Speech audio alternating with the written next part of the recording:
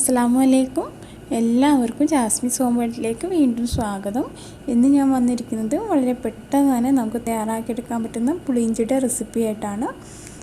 വളരെ സിമ്പിളാണ് നമുക്കിത് തയ്യാറാക്കിയെടുക്കാനായിട്ട്. നമുക്കിതെങ്ങനെ തയ്യാറാക്കിയെടുക്കാമെന്ന് നോക്കാം. ഇതിനായിട്ട് ആദ്യം തന്നെ ഒരു പാനിലേക്ക് ഒരു 2 ടേബിൾ സ്പൂൺ വെളിച്ചെണ്ണ ഒഴിച്ചു കൊടുക്കാം.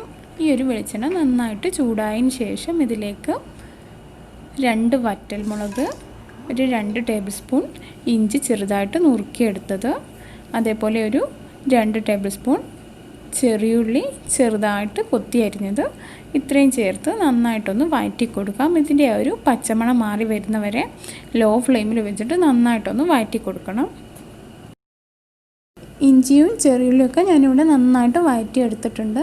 ഇനി നമുക്കിതിലേക്ക് വെള്ളം ചേർത്ത് കൊടുക്കാം. ഞാനിവിടെ ഏകദേശം ഒരു കപ്പ് വെള്ളം ഒഴിച്ച് കൊടുക്കുന്നുണ്ട്. നല്ല ചൂടുള്ള വെള്ളം വേണം ഒഴിച്ച് കൊടുക്കാനായിട്ട്, ഒരിക്കലും പച്ചവെള്ളം ഒഴിക്കരുത്. ഇത് നന്നായിട്ടൊന്ന് തിളച്ചതിന് ശേഷം നമുക്കിതിലേക്ക് പുളി ചേർത്ത് കൊടുക്കാം. ഞാനിവിടെ ഒരു നാരങ്ങയുടെ വലുപ്പത്തിൽ അല്ലെങ്കിൽ അതിനേക്കാളും കുറച്ചുകൂടെ അധികം പുളി എടുത്തിട്ടുണ്ട്. ഇത് നമുക്കിതിലേക്ക് ചേർത്ത് നന്നായിട്ടൊന്ന് ഇളക്കി കൊടുക്കാം. നല്ല തിളച്ച വെള്ളം ആയതുകൊണ്ട് പെട്ടെന്ന് തന്നെ പുളി ഈ ഒരു വെള്ളത്തിലേക്ക് അങ്ങ് അലിഞ്ഞു ചേരും.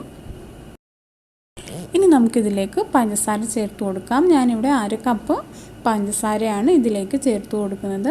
നിങ്ങൾക്ക് പഞ്ചസാര ഒട്ടും താല്പര്യം ഇല്ലെങ്കിൽ മാത്രം ഇതിലേക്ക് ശർക്കര ചേർത്ത് കൊടുത്താൽ മതി. കാരണം ഈ ഒരു പുളിയിഞ്ചി ഉണ്ടാക്കുമ്പോൾ ഏറ്റവും നല്ല ടേസ്റ്റ് കിട്ടുന്നത് പഞ്ചസാര ചേർത്ത് കൊടുക്കുമ്പോൾ തന്നെയാണ്.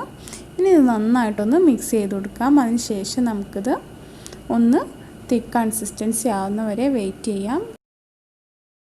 10 മിനിറ്റ് കഴിഞ്ഞപ്പോൾ നമ്മുടെ പുളിയിഞ്ചി ഇവിടെ നന്നായിട്ട് കുറുകി കുറച്ചൊരു തിക്ക് കൺസിസ്റ്റൻസിയിലേക്ക് വന്നിട്ടുണ്ട്. ഇനി നമുക്ക് ഈ ഒരു സമയത്ത് ഇതിലേക്ക് മധുരം ആവശ്യമുണ്ടെങ്കിൽ ചേർത്ത് കൊടുക്കാം.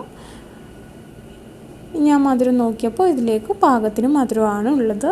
ഇനി നമുക്കിതിലേക്ക് ഒരു 2 നുള്ളു ഉപ്പ് കൂടെ ചേർത്ത് നന്നായിട്ടൊന്ന് മിക്സ് ചെയ്തെടുത്തതിന് ശേഷം ഫ്ലെയിം ഓഫ് ചെയ്യാം. ഇത് നന്നായിട്ട് ചൂടാറിയതിന് ശേഷം ഇനി നമുക്കൊരു സെർവിങ് പ്ലേറ്റിലേക്ക് മാറ്റാം.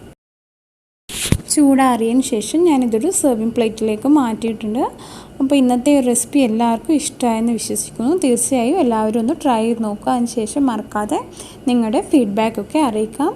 കൂടാതെ ഈ ചാനൽ ഇതുവരെ സബ്സ്ക്രൈബ് ചെയ്യാത്തവരാണെങ്കിൽ താഴെ കാണുന്ന റെഡ് സബ്സ്ക്രൈബ് ബട്ടൺ ഒന്ന് പ്രസ് ചെയ്യുക. അതിൻ്റെ കൂടെ ഒരു ബെല്ലൈക്കൺ ഉണ്ട്. ആ ഒരു ബെല്ലൈക്കൺ ഒന്ന് പ്രസ് ചെയ്യുമ്പോൾ 3 ഓപ്ഷൻസ് വരും. അതിൽ ഓൾ എന്ന ഓപ്ഷൻസ് സെലക്ട് ചെയ്യുകയാണെങ്കിൽ ഞാൻ പുതിയ വീഡിയോസൊക്കെ അപ്ലോഡ് ചെയ്യുമ്പോൾ തീർച്ചയായിട്ടും നിങ്ങൾക്ക് നോട്ടിഫിക്കേഷൻ വരുന്നതായിരിക്കും. വീണ്ടും മറ്റൊരു വീഡിയോ ആയിട്ട് നമുക്ക് കാണാം. താങ്ക്